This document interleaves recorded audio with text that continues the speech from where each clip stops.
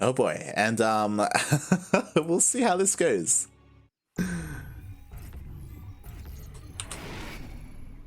As spawning in the bottom left, we have the player who we have been following for a couple of matches now. It is the Peruvian Terran. We all know him. We all love him. He is representing Team Unidos por el Vicio. It is Tavo. And in the top right, we have the other Terran player. He is a blue Terran representing himself. It is Aiuda. And for those who do not speak Spanish, Aiuda translates to help in Spanish. Or like SOS, I guess. Less so SOS, more just help. So is he asking for help? Is he saying that his opponents are gonna need help? We're about to find out.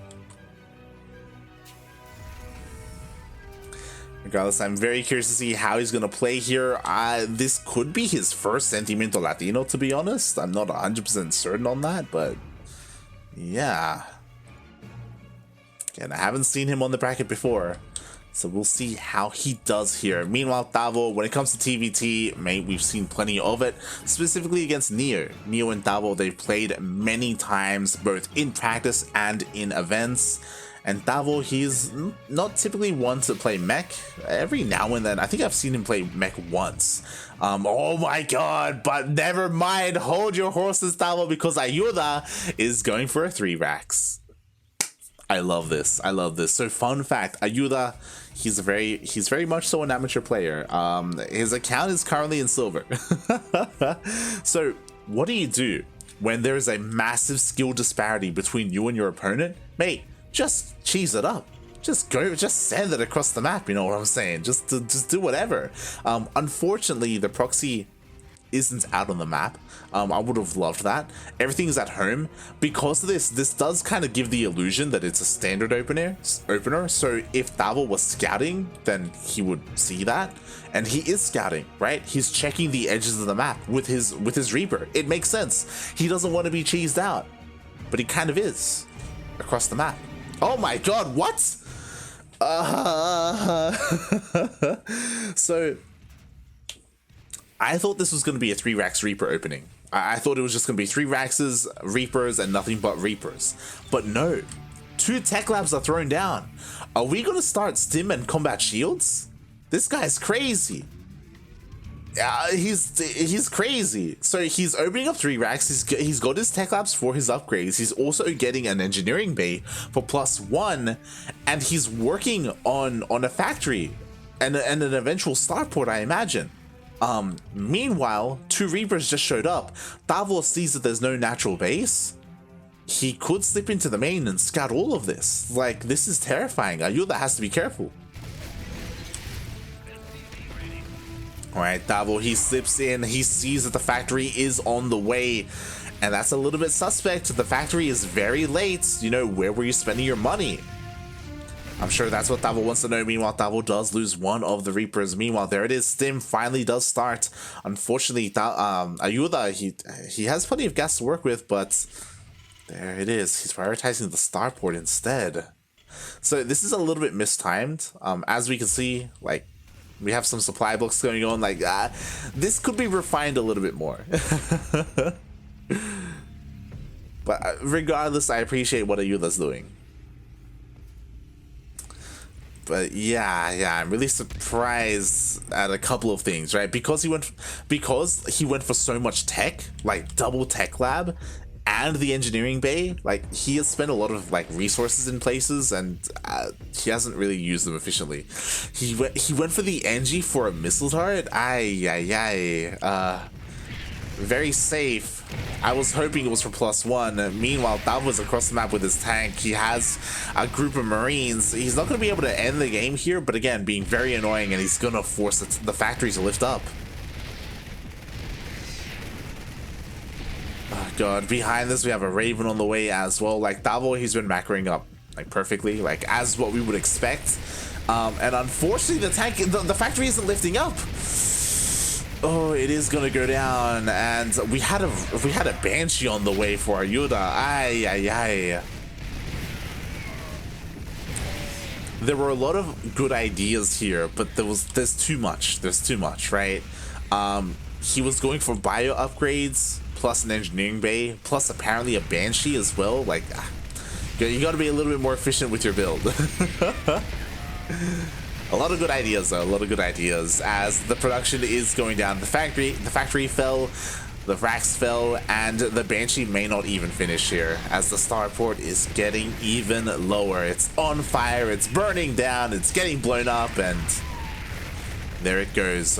No Banshee for you, Aiuda. Meanwhile, Tavo, he takes the third base behind this. He's just continuing to expand, just in case he doesn't end the game here. Just in case. And again, the problem is that, like,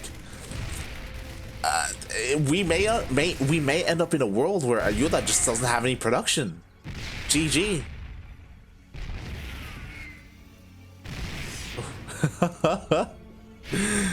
Oh god.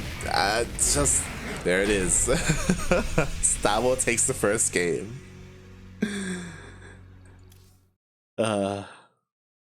It's a really unfortunate position for Aiuda to be in. Very unfortunate. Yeah, GG. What a game one. I was rooting for you, Aiuda. I was rooting for you. Mate, when you threw down the 2 Raxes, I was like, yo, let's go. Yeah. Keep things simple, I guess, is the best thing to say there. Actually, help in Spanish is Aiuda. True. This is Aiuda, but with an I instead of a Y. I imagine pronounced the same way, but yeah, could be wrong on that one. Oh, nice. More events. Yes. It's always great to have more weeklies, to have more events for our players to compete in.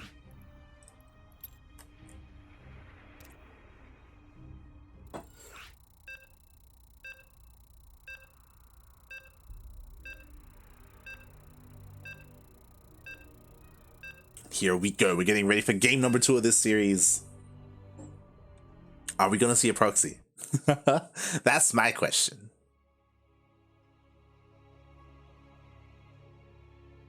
We'll find out as we are diving into game number 1. Sorry, game number 2. It is going to be on Lightshade LE and spawning in the bottom right-hand corner of said map, we have the player who is currently leading this series, the pro gamer himself, the Purple Terran, representing Unidos por el Vicio. It is Tavo. And in the top left, we have a newcomer to the scene. We have someone who we have not been able to cast before here in Sentimiento Latino. It is the Blue Terran, representing himself. It is Aiuda. Going for a very fast gas.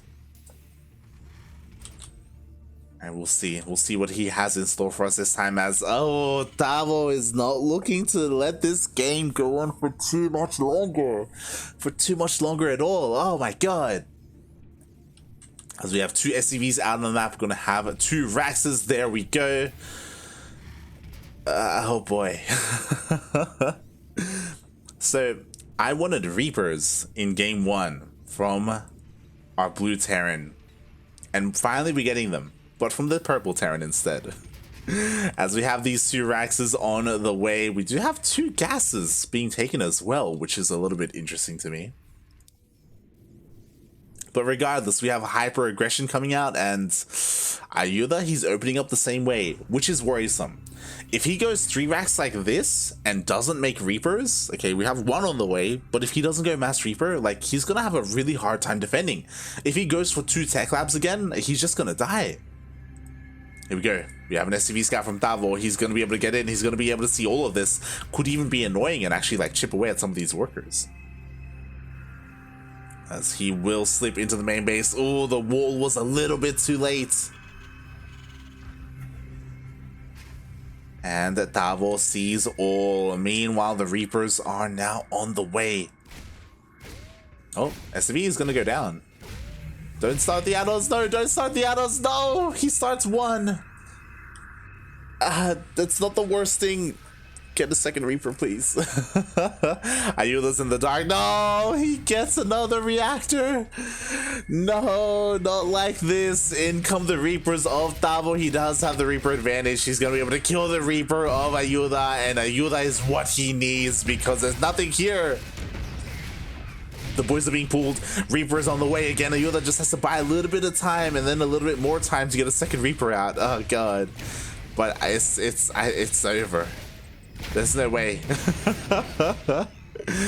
Not like this. Funada the add-ons.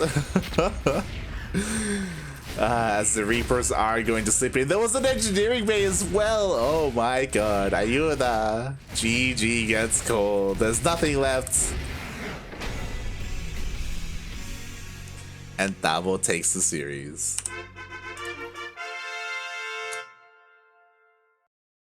Oh. GG.